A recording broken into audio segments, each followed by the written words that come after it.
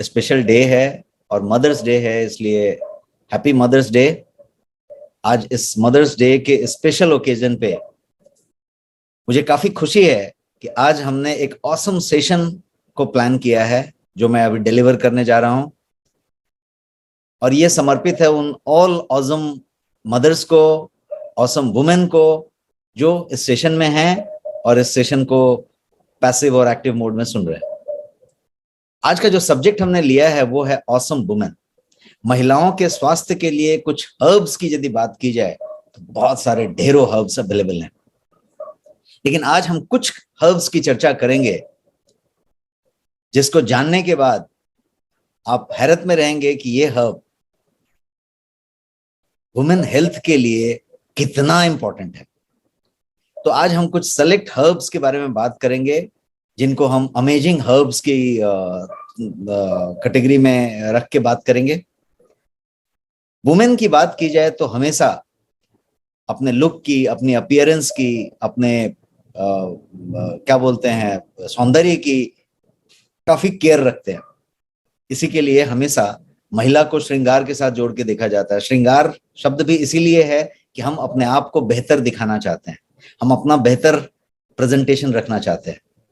Though it is not limited to women, it is male, female, everyone does it. But women को हमेशा इस बारे में ज्यादा संजीदा माना जाता है कि वो अपने को कैसा प्रेजेंट करती हैं, उनका लुक कैसा है, उनका अपीयरेंस कैसा है, इस पे वो ज्यादा ध्यान देते हैं।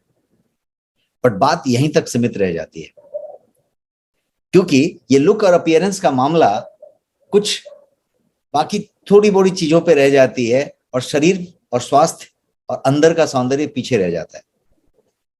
क्यों ऐसा हो जाता है? क्योंकि थोड़ा शॉर्टकट होता है, थोड़ी भ्रांतियां होती हैं, और थोड़ा ये होता है कि पैटर्न वाइज हम उसी तरीके से चलते चले जाते हैं। और शॉर्टकट में क्या हो सकता है, जल्दी क्या हो सकता है, फास्ट फॉरवर्ड क्या हो सकता है, तो लुक हो सकता है, श्रृंगार हो सकता है, कोई और चीज हो सकता है जो हमारे आसानी तरीके से हो जाए। और वो मामला सिर्फ जो है, जैसे अभी गर्मी है तो सनस्क्रीन लोशन पर सीमित रह जाती है, कभी ठंडी है तो मॉइस्चराइजर या कोई तरीके के स्क्रीन क्रीम लोशन से रिलेटेड होता है, कभी हम एंटी रिंकल क्रीम या लोशन की बातें करते हैं, या फिर फेस वॉश की बातें करते हैं, या फिर कोई भी इस तरीके की चीजें हो गया, हेयर डाई हो गया, समथिंग समथिंग समथिंग, हम किसी तरीके के कलर की बात करें, कोई तरीके के श्रृंगार सामग्री की बात करें, उस पर ये सीमित रह जाती है, ये उसके आगे नहीं बढ़ती।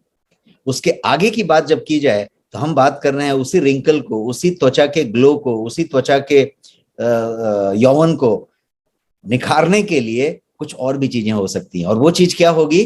तो वो चीज होगी संतुलित पोषण, वो चीज होगी माइक्रो न्यूट्रिएंट पूरी तरीके से आपके शरीर में हो, वो चीज होगी कि यदि हम जो है अपने क्या बोल सकते हैं शरीर के सभी अवयवों का ख्याल रखें, अपने मेटाबॉलिज्म को इंटैक्ट रखें, उसको स्लो ना होने दें, अपने वेट मैनेजमेंट का ख्याल रखें, अपने माइक्रो न्यूट्रिएंट्स का ख्याल रखें, अपने स्लीप का ख्याल रखें, अपने इन्फ्लेमेशन को ना होने दें, अपने हार्मोनल बैलेंस को बना के रखें, तो सौंदर्य अपने आप वहां पे मेंटेन होगा। और फिर बाहरी सामग्रियों की जरूरत कम पड़ेगी, नॉमिनल पड़ेगी। सो इस तरीके की कुछ चीजों की बात करें तो यदि वुमेन की बात करें तो न्यूट्रिशन वुमेन हमेशा लैक करती हैं। मैं एक चैट आपका सामने रख लेता हूं ताकि आप लोग कुछ इसमें चैट में टाइप करते रहें और मैं आपके साथ मुखातिब रहूंगा। चैट सामने है और हम आपके साथ चैट में संपर्क में हैं। You can keep typing yes no, जहां पे भी कहीं आपको कुछ रेफरेंस देना है, और अंत में हम उस पर बात भी कर लेंगे। तो ये न्यूट्रिशन वाला जो सब्जेक्ट है, ये भारत में यदि बात की जाए तो ये काफी पीछे का सीट ले लेता है महिलाओं के लिए। सब प्रायोरिटी में आ जाती हैं, जैसा कि आज मदर्स डे है और हम इस पे बात कर रहे हैं कि हर महिला मदर माइंडसेट की होती है और मदर होती है। और मदर हमेशा क्या करती है, क्या करती है माँ? टाइप करेंगे आप चैट बॉक्स में। माँ क्या करती है? माँ हमेशा आपका ख्याल रखती है, माँ हमेशा दूसरों का ख्याल रखती है। तो होता क्या है कि खुद का स्वास्थ्य, खुद का ख्याल बैकसीट ले लेता है, उसकी प्रायोरिटी कम हो जाती है, दूसरों का ख्याल का प्रायोरिटी बढ़ जाता है, और उसकी वजह से बहुत सारे इश्यूज हैं जिसको कि कभी सीरियस करके देखा जाता है, या कभी उन इश्यूज पे ध्यान ही नहीं दिया जाता।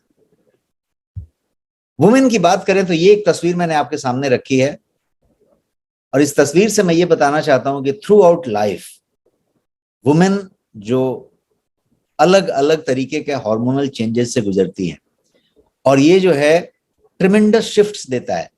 हर एक उम्र में एक तरीके का चेंज आता रहता है, और महिला हमेशा हार्मोनल चेंजेस से गुजरती है। जैसा कि मैं एक और सेशन में बात कर रहा था, उस तरीके के 2 पॉइंट्स मैं देके फिर अपने हर्ब्स की तरफ जाना चाहता हूं। और वो पॉइंट ये है कि हमेशा ये बात समझने की जरूरत है कि महिला और पुरुष अलग अलग बनावट के हैं, दोनों कंप्लीटली डिफरेंट हैं, क्योंकि men and women are different.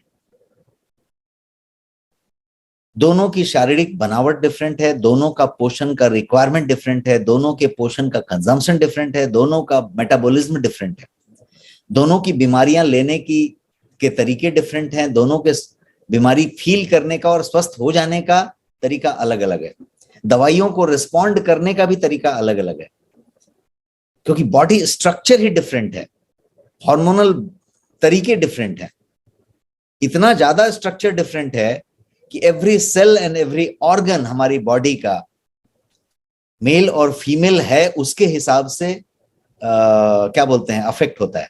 यदि मेल है तो डिफरेंट तरीके से अफेक्ट होता है, और वही सेल और वही ऑर्गन डिफरेंट तरीके से अफेक्ट होगा यदि वो मेल है तो। एस्ट्रोजेन एंड्रोजेंस ये 2 तरीके के हॉर्मोन्स हैं जो दोनों के दोनों मेल में भी पाए जाते हैं, फीमेल में भी पाए जाते हैं।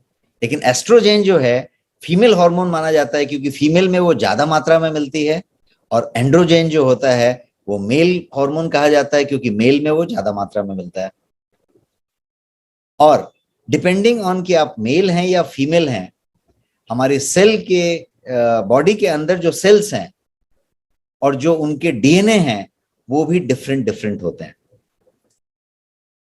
यहां तक कि हमारे बॉडी में जो बैक्टीरिया होता है, हमारे इंटेस्टाइन में, आंतों में फ्रेंडली बैक्टीरिया, जो हमारे फ्लूइड होते हैं घुटनों में, वो सारे के सारे इन्फ्लुएंस होते हैं। आप मेल हैं तो डिफरेंटली, फीमेल हैं तो डिफरेंटली।